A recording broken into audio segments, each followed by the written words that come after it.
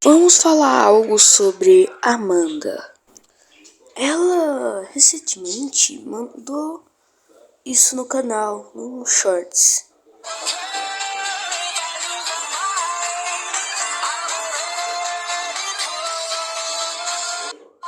Amanda era bem conhecida também, subindo muitos inscritos e também tinha muitos amigos.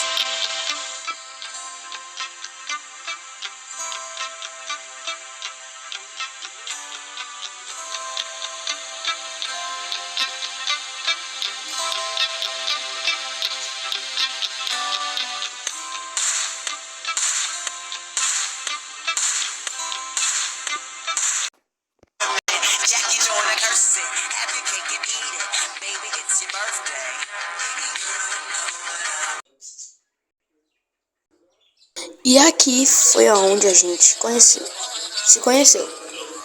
Porque eu tava procurando por alguém e acabei achando ela. Que tinha muito talento de gacha. Foi até errado. E a gente virou muito amigo.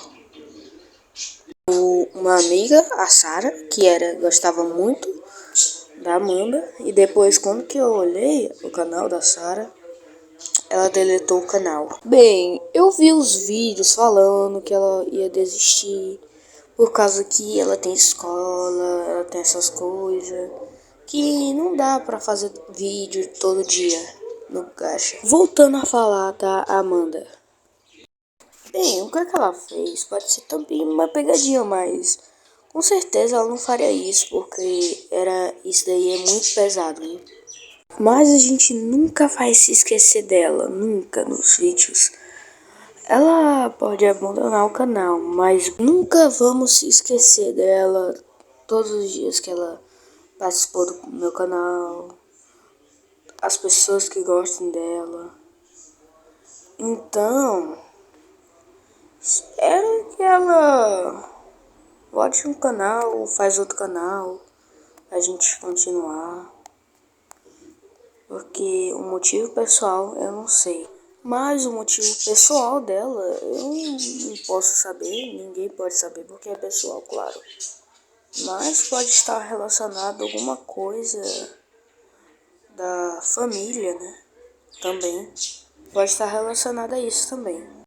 Eu fico muito triste, mas se for alguma coisa séria ou algo assim, alguma coisa assim, eu vou entender, Amanda.